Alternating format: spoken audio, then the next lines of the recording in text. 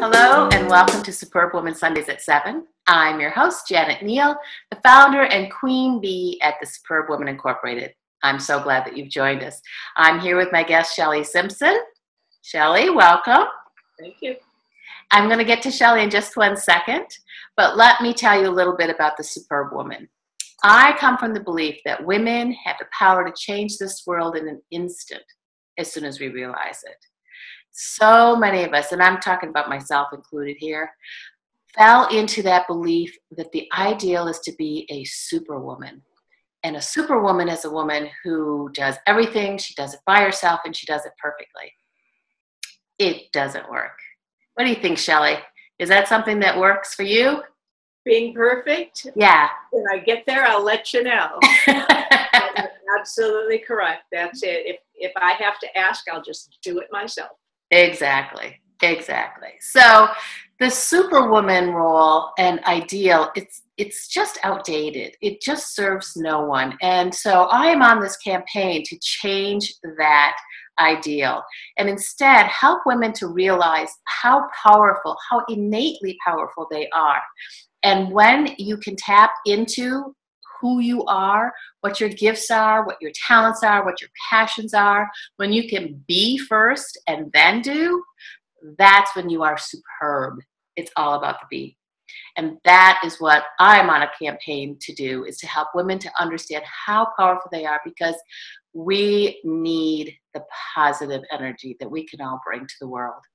And so that's one reason I do the show, because I have been blessed to meet wonderful examples of superb women on my path. And I wanted to bring their stories to you so that you could meet them and learn from them, and to see that when you learn to tap into yourself, when you learn to be, you can then do amazing things and put positive energy back into the world.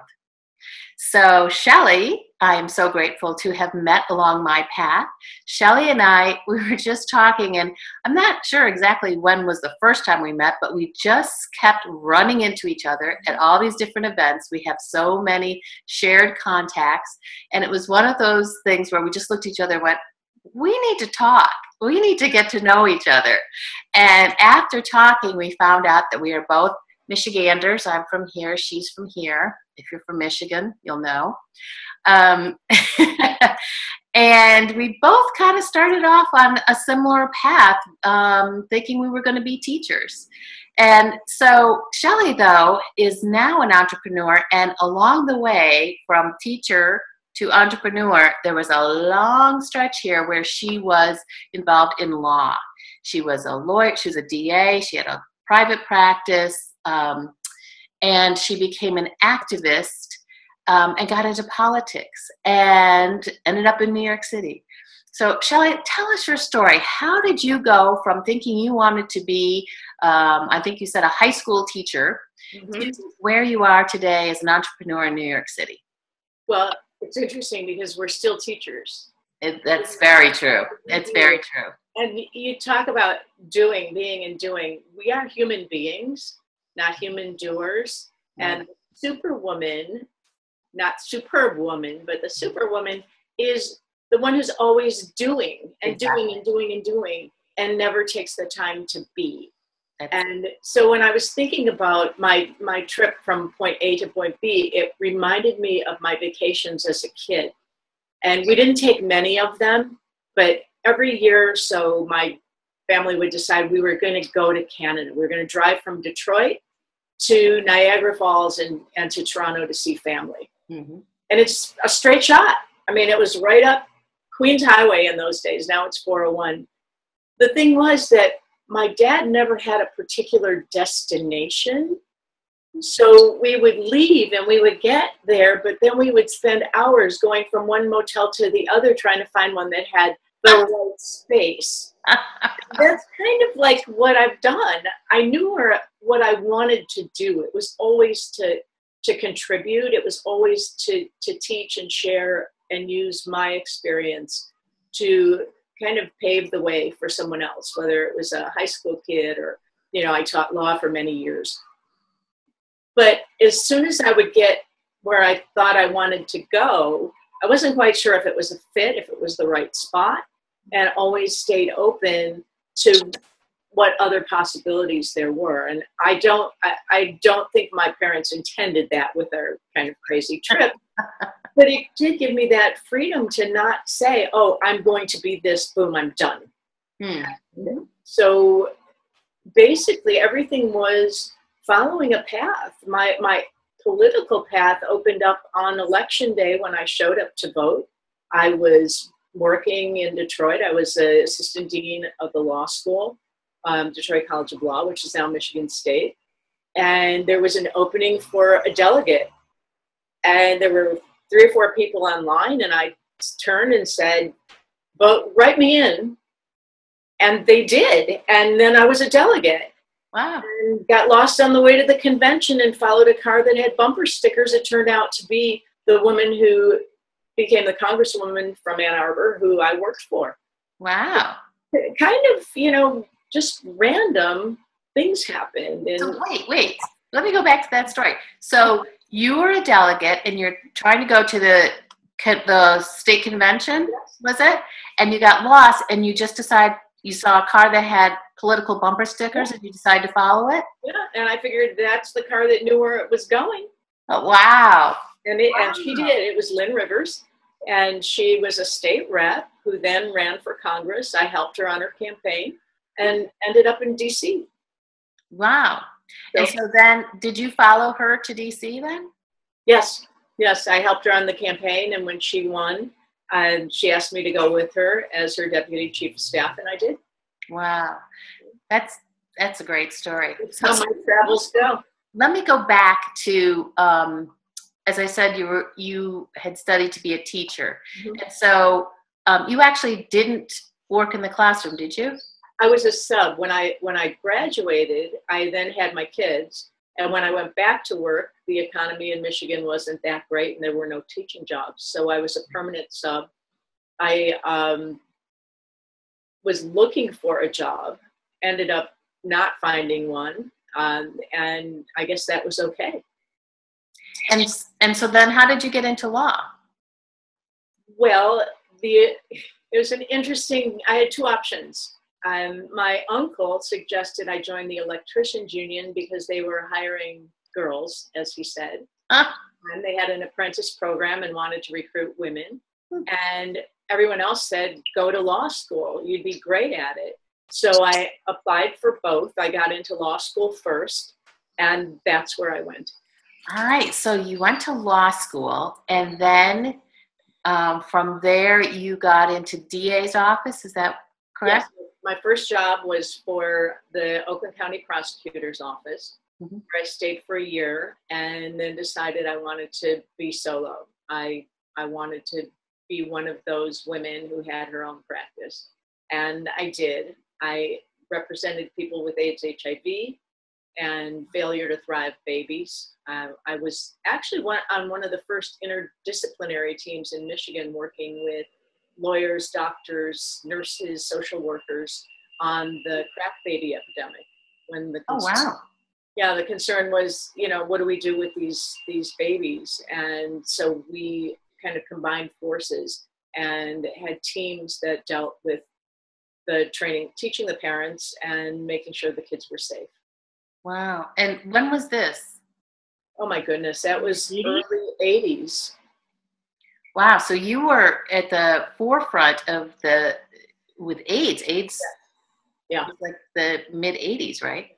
We didn't know what it was, right, where it came from, and they needed lawyers to help the patients who really were struggling. Many of them didn't have families to help them, and they needed someone to represent them as their guardian, and that's what I did.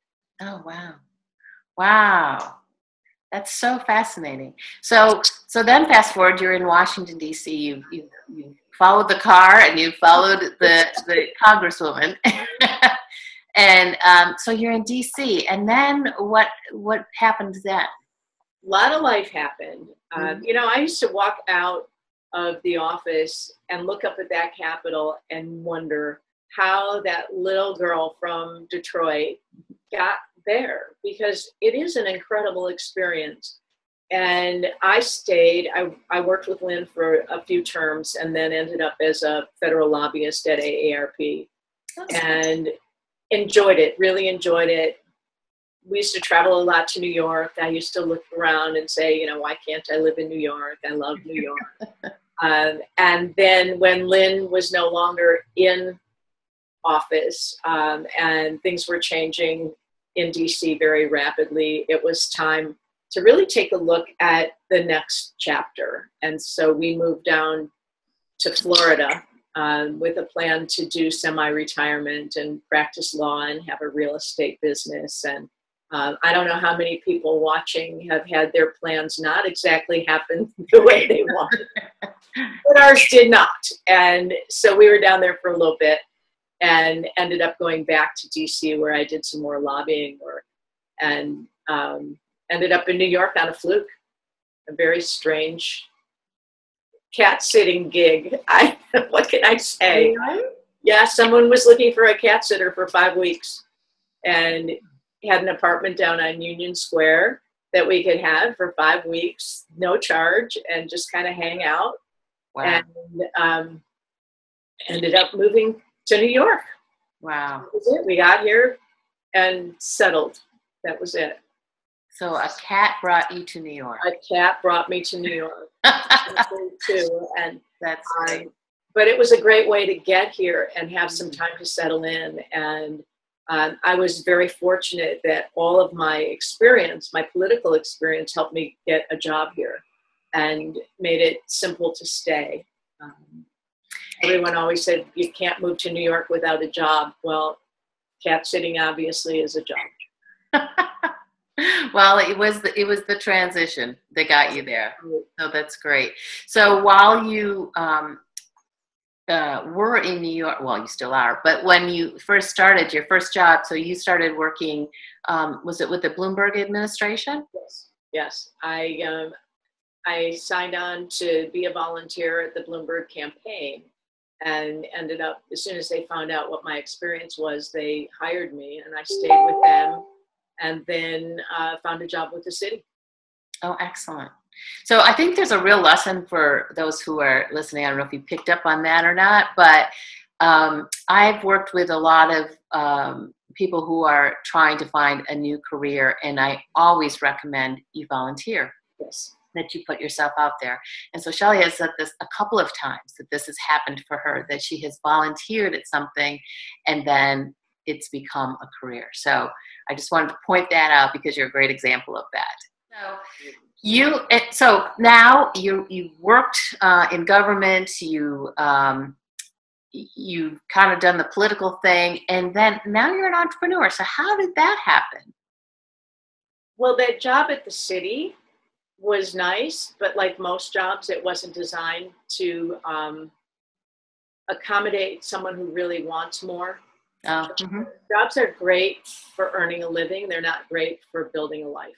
Mm-hmm. So I was looking to, I thought that was going to be the end. That was going to be my final chapter career until I found out I was having my first grandchild and asked for my vacation time off to go out to California to welcome this new little being into the world. And that was not as easy to do as I thought.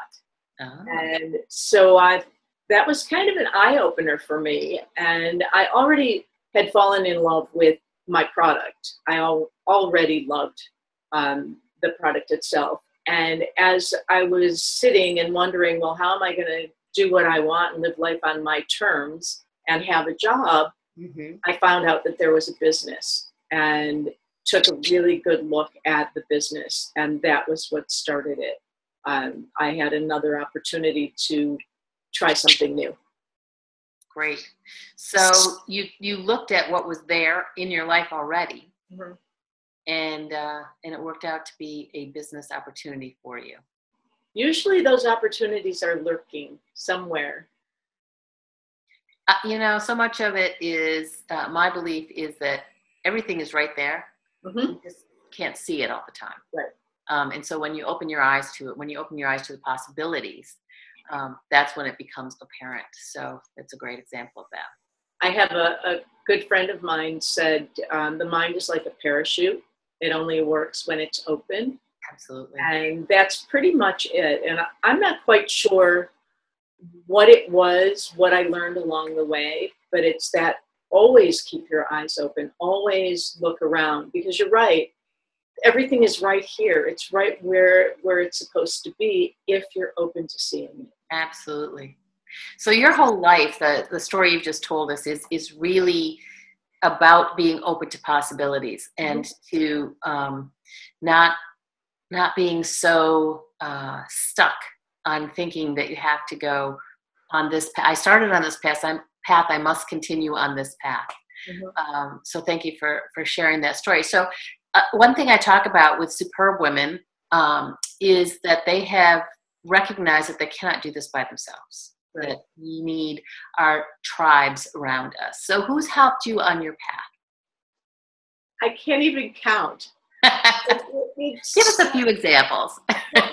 It started when I was in high school, and I was not the best student. I wasn't a bad student. I just was not engaged and was very, very shy. So yeah, right.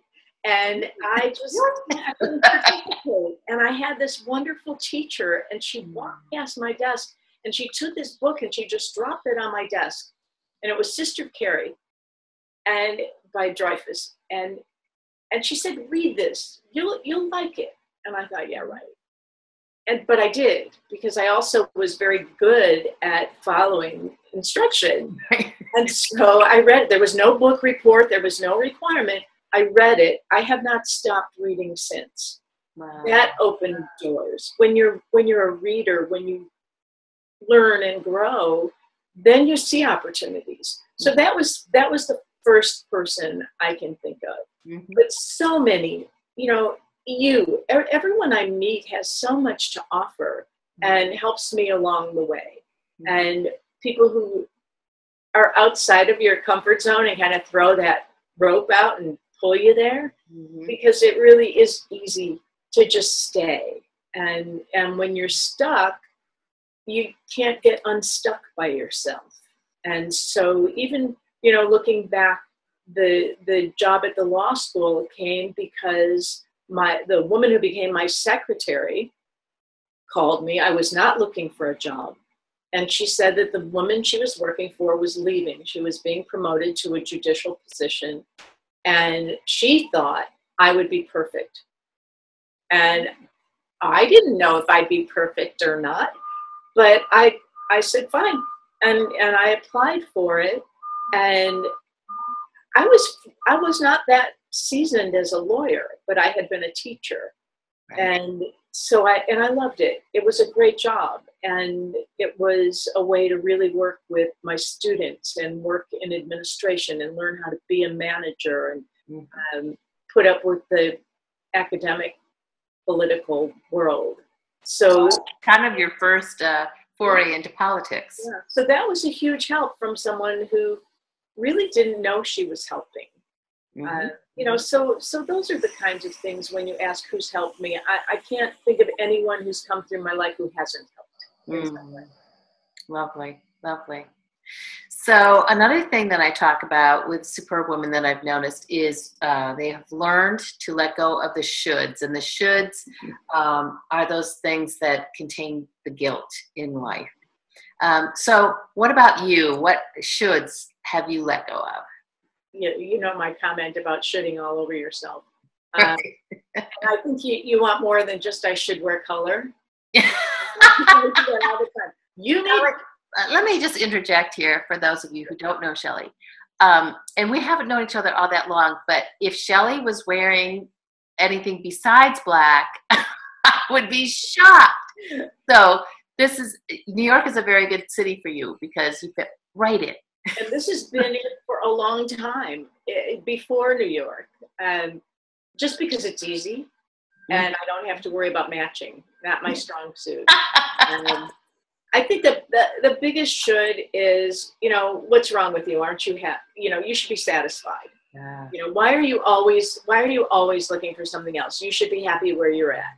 Why do you have to move to New York when you have a great condo in DC and you have all those were the shoulds that is the should that never stuck.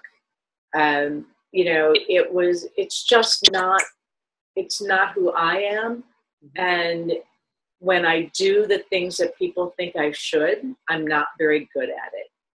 Interesting. Interesting. So let me ask you, because that's a really interesting comment that you just made about not being satisfied. And is it not being satisfied? Is it people's impression or expectation that you are not satisfied, or was that an internal thing? Probably both. You know, I when I moved from Michigan, it was that kind of, you know, your family's here, your kids are here, you have a good job. Why do you, you know, why can't you just be happy where you're at? And it wasn't that I wasn't happy. It was that opportunity was calling. It was something more out there. Even going into business, when I left my job at the city, people said, you know, what are you, crazy? Like, you should stay where you are. Right. You should be, you know, happy where you are. You have a good job. Jobs are hard to find. You have benefits. You have all of these things. And I was like, yeah, but there's this I can do. This is going to be fun. It's going to give me the freedom I want to do what I want and to help more people. So that's the kind of should. Women should. You know, I look at the young moms who think they should be all things. They have to, you know, work the job and be the perfect homemaker and take care of their kids. And one of the things I heard this weekend was a young mom talking about how she wanted to invest in mommy care, not child care. And talking about putting her kids in daycare, but yet she wanted a career. And people kept telling her she should stay home. She wanted to be home with her kids, but she didn't want to not contribute. Right. So those are the kinds of things I look at, and I feel as women, we have an opportunity to show that you can do more. Absolutely. I could not agree with you more on that point. And I know I too have faced exactly the same thing where everyone is saying, you know, why are you leaving this job? You know, you should be staying here, blah, blah, blah, blah. I know what it took for me to go against those shoulds and the opinions of those around me, those that I care about, who had very strong opinions. What about for you? How did you get through that? What was it that made you persevere even though you weren't being supported? Maybe I'm dense. I don't know. I have a wonderful mentor who said to me, she said, Shelley, what other people think of you is none of your business. So there was some of that. I'm not going to say it's easy. No. But when you have that belief, when you have faith that life holds something for you, that you're here for a purpose, I think that does it. And when people see that, I get less of that judgment now because I'm settled in what I want. It took a long time to get to point B, lots of ins and outs and ups and downs. Yeah. But once I found what it was I was called to do, nothing else matters. And so I don't have to explain myself. People just see that it works. Beautiful. And I think it shows that you're very comfortable in your own skin.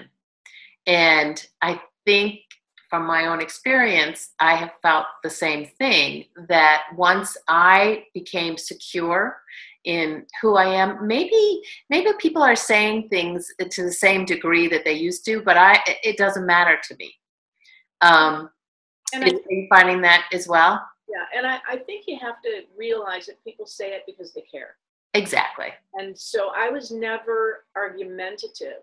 And maybe that made it easier, that I understood that people did care. They weren't saying it to be mean. Right. They wanted me to be happy and safe. Yes. And understanding that made it easier. But there were some people along the way who are no longer on the journey with me. Yeah. It happens. It happens. And to just to reiterate that point that your mentor said to you, and I had heard the same thing, which made a huge difference. What other people think of you is none of your business. That's right. So, well, a very important statement to take in there. So, lastly, not lastly, but another quality that I have learned that Superwomen have is that they value gratitude. So how does gratitude work in your life? To me, when I think about gratitude, I was never one of those, oh, why me?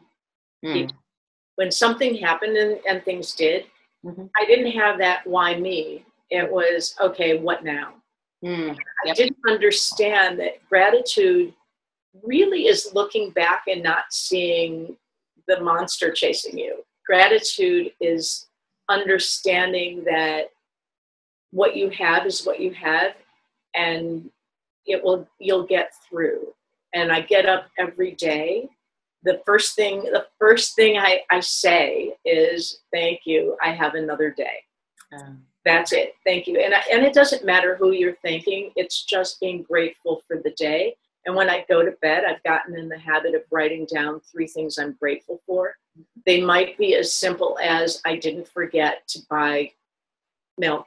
I didn't forget to fill the cat's dish today. It's something that I'm grateful for that makes the path a little easier. But it's to me, it's crucial to be grateful for every opportunity to make a difference, every opportunity to try it again. Beautiful. Beautiful. Well, I think it reflects in your life, and it reflects in the relationships that you have. And like I said, you and I just were seeing each other all the time, and there was something about you. And I think that gratitude just kind of exudes from you. Thank you. So I'm very grateful that we've met. So what's next for you, Shelley? Oh my goodness, who knows? Yeah.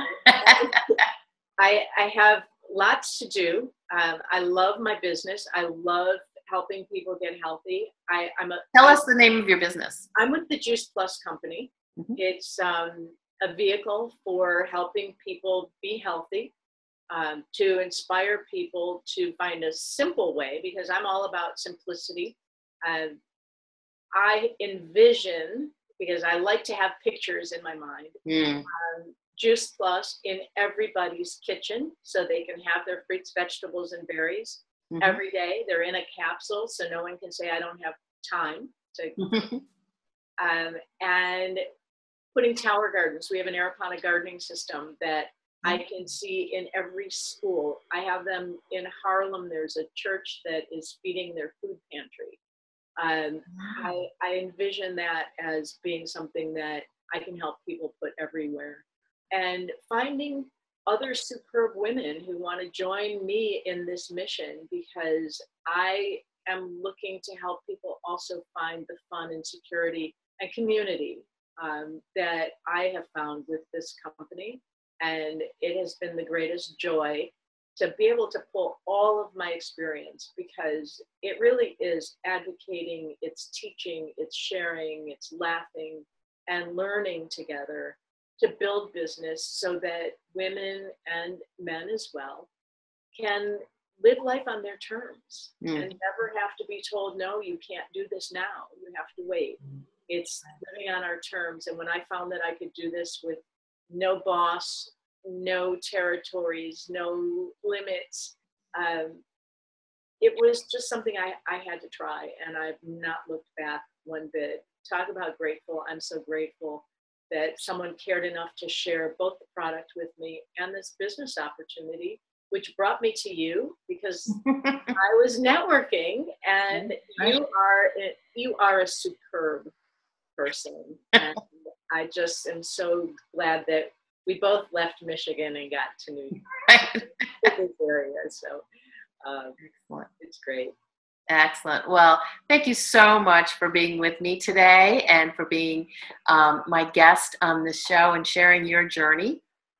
I learned more about you today than I have in the past. So this is all wonderful. So I want to thank you again and thank the viewers for tuning in today, and stay tuned for another week when we will have yet another superb woman. And until then, have a superb week. Take care.